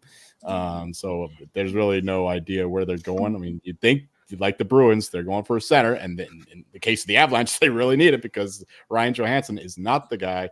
Ross Colton is an excellent third center, but second line minutes is a little bit too much. They need a playmaker there to drive the play on the second line. And there's just not much out there. I mean, you'd have to go off the board for the Avalanche to get a guy with term or something, somebody that the insiders don't think is available for the Avalanche to really fit and fix that second center spot. Because they're not winning the cup with Ryan Johansson there. I mean, Nathan McKinnon would have to be like, I don't know, vintage Gretzky to elevate this team to the cup victory. So that's all I got. The Avalanche are loaded in other positions. It's just that second line really needs fixing. With Nichushkin back, especially, they have a chance, but they need another guy to fulfill that role. And I just don't see who's available that can do it. I mean, Boone Jenna was the rumor for a while, but John Davidson has said absolutely he's not available. So we'll see. Without him, I just don't know. Yeah, the only guy I've seen linked there is Alex Wenberg, who we talked about before. Pierre LeBrun said Avalanche have shown interest there. I think Scott Lawton would be a great fit there. Not a second line center, but a third line guy that could play up there. First round, two firsts. Or just Bowen Byram, either way. Yeah, they need a center because unless Ryan Johansson's just sandbagging it until the playoffs, like Ross Colton, he's bagging it already. Ross Colton's been a great story, but he's not a second line center yet. Maybe the Avs just go into the playoffs this year with this squad. They got their core locked up through at least next year and try to figure it out in the offseason. But when you're in contention like this and have a first round pick, I don't see how you don't trade it, especially in a weak draft like this. So we'll see what the Avalanche do. Based on our Colorado insider there, Joel Meyer, that could be some secret move. What if you can't bank on this? And wishful thinking. Crosby, Landeskog. Oh yeah, I heard he's skating. Like if he comes back from skating. playoffs and performs, there's your second line center. No. Well, he's more of a left winger, but yeah, I mean that definitely helps. You can move Rantanen into the center at least, but yeah, that's huge. I mean, there's a good chance that he does play because they said that unless he suffers a serious setback, you can pencil him in for May. Like so, it'll be like a second round appearance. I doubt he's ready for the first round, but we'll see. You can't bank on that. It's wishful thinking, but like if he comes back and he's even fucking 80% of what we know that this guy can be, that's still a great asset to have on your team, man. So that'll be interesting to see how that plays out. All right, we'll quickly move down to the Pacific here. Standings from first place CB, the Vancouver Canucks at 85 points, Oilers at 76 points, and the Knights at 73. We'll jump into Vancouver. We talked about them a lot in this show, so maybe we'll just touch around the edges on a couple of things. They got about $100,000 in cap space, not really too much remaining here. A lot of their deals have been done. The interesting one is, like we talked about, the likes of trading Elias Lindholm, which is nuts considering they just traded for him. But Jolie touched on it. He's been floated around the lineup. And I know that they brought him in with the mindset of, yeah, this guy can play everywhere. He can be a center, left wing, right wing, whatever. But he had the most success at Calgary as a solidified centerman. And that's just haven't really been seeing that play out for him in Vancouver under the Tocchet system here. I don't know if that's just so fucked up to see a player get traded twice like this close to the deadline. We haven't seen something like that happen in a long time. I don't know. Like, Joel, you live in the market, for Christ's sakes. It's a loud market. What particularly are you hearing else when it comes to the Vancouver Canucks? Yeah, I mean, Rutherford he's got his finger in everything. Jake Gensler he's very interested in him, of course, from his ties there in Pittsburgh. And that'd be huge, getting him on the line with Elias Pettersson, that goal scoring. We know Pettersson has those elite intelligence traits that's Crosby did, which matches well with Gensel's elite intelligence, and his goal scoring record in the playoffs makes him an ideal candidate for a team that can't score 5-on-5. And that would be a massive boon to this team. It's just hard to see how they acquire him without dealing a prized Swedish asset in Lekarimäki, Willander, and the defensive Elias Pettersson that the Canucks have on their in their pipeline. The other Pettersson. So, yeah, the other Pettersson. It's the Canucks definitely need another forward, I think, some kind of like goal scoring threat, because right now the 5-on-5 offense is the biggest issue with this team. Great defensively and all that. Power play is up and down, but they can pull it off with Hughes and the other guys there. But yeah, 5-on-5 offense is a problem. They need another goal scorer, somebody to fit on the second line, I think. And Gensler is obviously the ideal, but if not him, then they got to look around and find another budget option. But in order to make that work, I think Mikheyev has to go out. Teams still prize his defensive work. I know his goal scoring is worse than ever. He hasn't scored since December, but from what I'm hearing, teams are still interested in his two-way play, which has always been very good.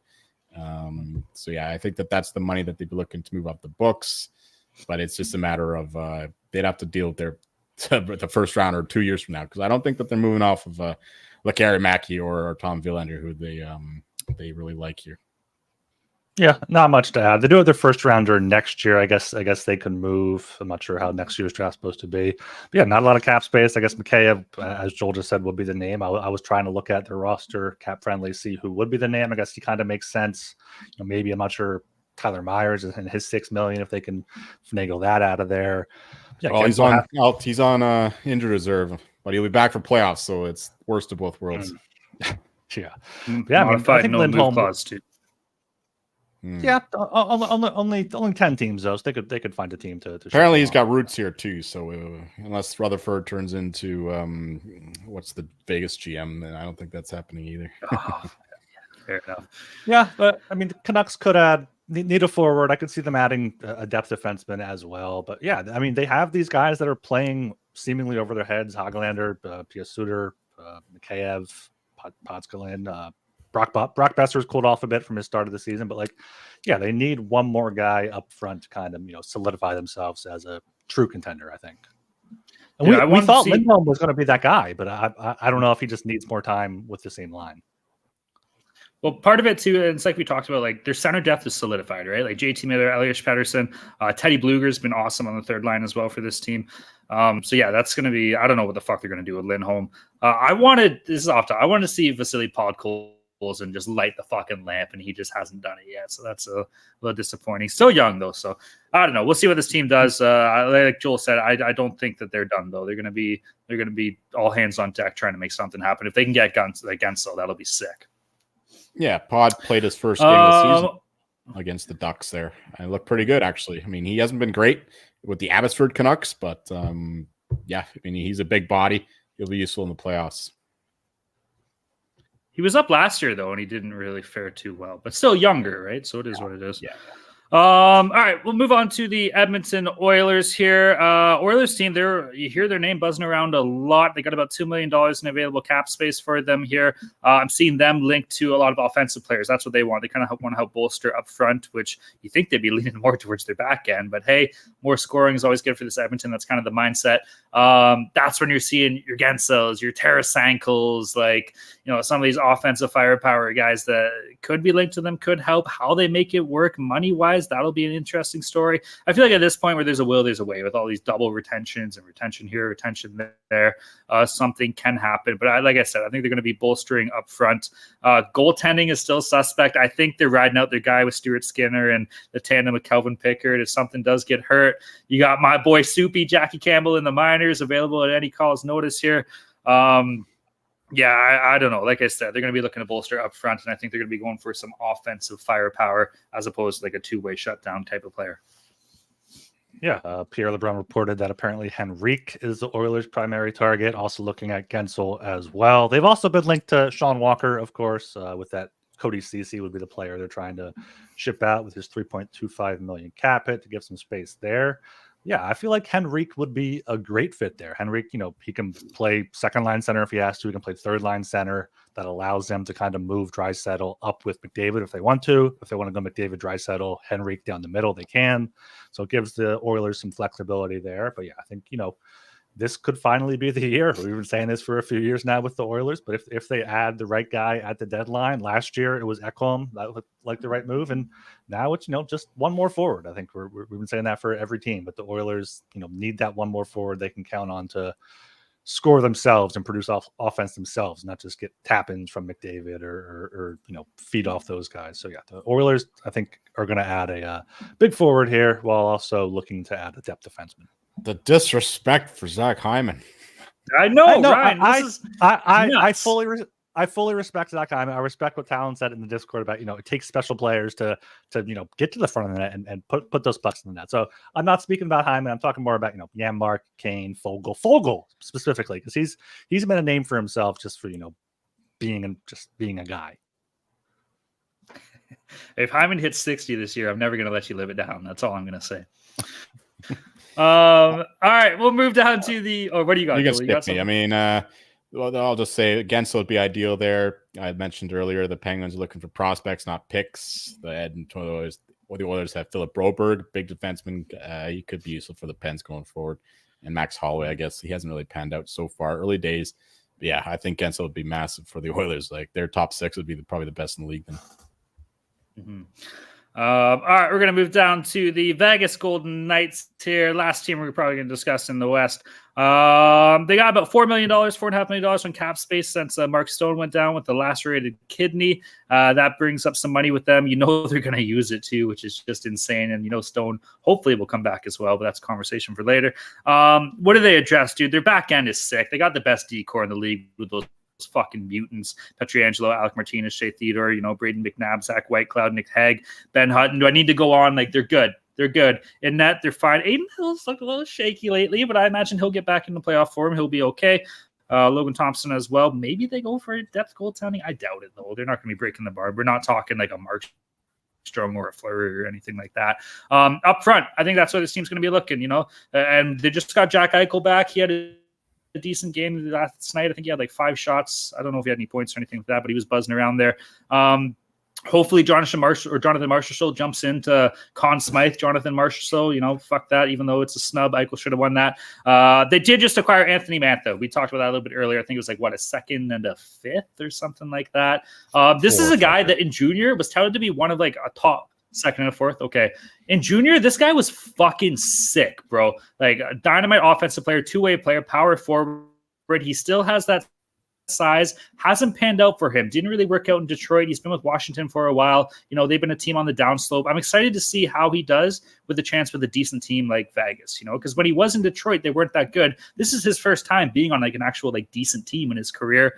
Is he the stud that we all thought he was going to pan out to be? No. Is he still a valuable depth player? I firmly believe so. And I think that he's going to be perfect for this lineup. He plays hard. He's not afraid to throw the body either as well. And he does have some scoring upside offensive touch to him. So I think that's a great addition. If they can bring in, I don't know, what's their center depth looking like? It's okay. Eichel, Carlson.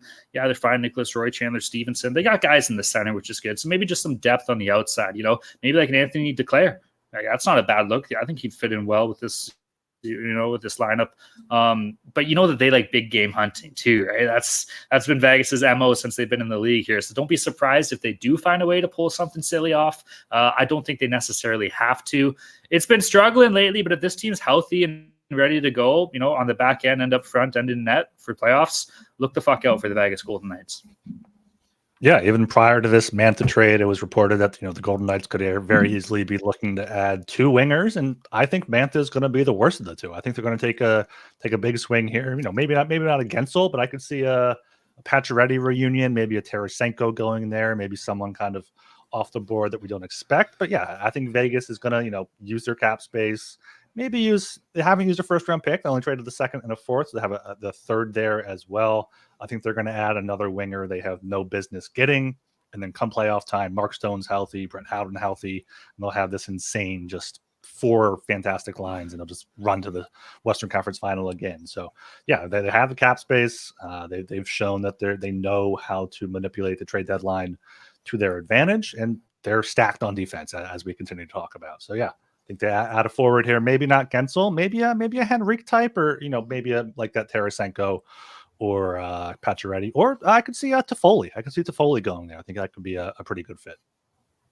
Toffoli makes some sense. I think the Devils keep him, but yeah, he would fit right in there. And in Vegas, yeah, Vegas. I don't have not much to add there. They have Brendan Brisson, prospect, and Zach Edstrom, their late round pick from last year, 32nd, of course, after having won the cup. That's the pick they get. Yeah, they do have some assets to use even after going all in for all these years. There's still some cookies in the cupboard to chomp down on. Could see a Riley Smith reunion too there from the Penguins. Yeah, he would love it. He fucking hates Pittsburgh. Good point too. He'd be happy. Yeah, I know. He does. Yeah. And he was one of the OGs from the Vegas from the expansion draft too. So yeah. The Misfits or whatever they call them. All right, that pretty much wraps up. We like LA, get a goalie if you can. Nashville, stay put. We don't got to dig into those two teams when it comes to playoff push, right? So, but yeah, I think that's a good job, boys. We pretty much covered. Anything else we want to touch on here? I know we've gone pretty long, so. No, we appreciate everyone tuning in here. Make sure you subscribe and all that good stuff. We'll be going live again tomorrow, probably again on Thursday. So if anything breaks, any updated rumors, we'll definitely discuss them along with the games upcoming this week. Mm-hmm. Well, I just got to say, I would like to give a special thanks to that Talon Jenkins guy for letting him fill in and letting myself, Schmelliot Friedman, take his role on this show. I couldn't have done it without my fellow hosts. We got Kevin Bieksa out there in Vancouver, and we got Jennifer Botterill helping us out here in Philadelphia. So we really appreciate the fine help that we've had, everybody here. It's been an absolute pleasure as one Schmelliot Friedman to join my. I like Cassie. I'm not gonna lie. Helping out with the Hockey Gambling Podcast here.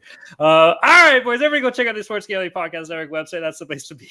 Tons of stuff. I'm sorry, Ryan. That was harsh.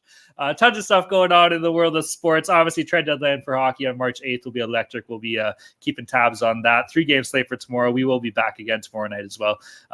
Baseball, basketball, golf, F1's back. Guess what? Shocker. Verstappen won by fucking 10 minutes. Who cares? NASCAR has been absolutely sick, though. So tons of stuff in the world of sports. You can find all that at the SGPN website. Be sure to check it out. Read the articles. Check out Ryan's fantasy hockey articles. We're like 3 weeks away from fantasy hockey playoffs, man. So if you're mucking and grinding, trying to get in, Logan Stankoven, that's your ad. And then read Ryan's, articles, because he'll be banging out some good shit as well. And of course, man, shout out to all our friends and pals in the Discord. Couldn't do this shit without you guys. You're the best. Everybody's so awesome, and everybody's having a great time. Posting picks. Not posting parlays, you pieces of shit, but posting picks and discussing those picks. Discussion. That's what we love in there. Everybody's having a good time. Some absolute beauties in there. So shout out to all of our friends and pals in the Discord. If you're not in the Discord, you're not making money. If you want to get in there, reach out to Ryan or Talon Jenkins on Twitter. Don't reach out to Smelly at Friedman. I only use my Twitter to reach out to GMs and to shit talk Ottawa Senator players. But yeah, so you can reach out to them. They'll point you in the right direction, or you can reach out to the HGP Twitter account. Social media assistant producer will get you going. He's an absolute killer. Round of applause for the social media assistant producer. That guy's a fucking legend. He's been busting his balls off, putting in some awesome work. 100%. Thank you very much.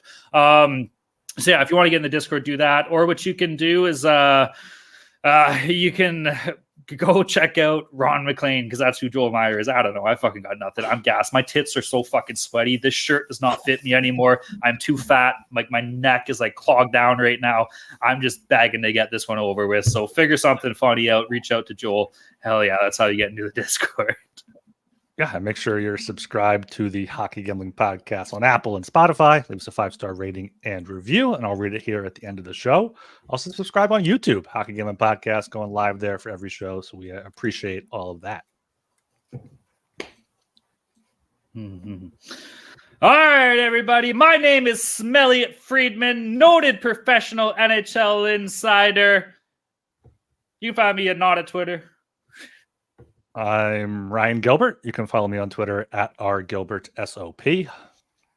I'm Joel Meyer. You'll find me watching the Canucks game in 4 minutes. Much like Talon, I got nothing. Hell yeah. Hell yeah. Well, I'll leave you with this. As a noted friend of my cousin, Ron McLean, would say, as the crow flies south towards the eagle's nest, the kids in Petawawa, Nova Scotia, Japan, know that the first Japanese player of North African Indian descent was from small town in southern Ontario, oil well country called Lindenberg. I don't fucking know. Cheers to you. Thumbs up. Thanks for hanging out. Peace.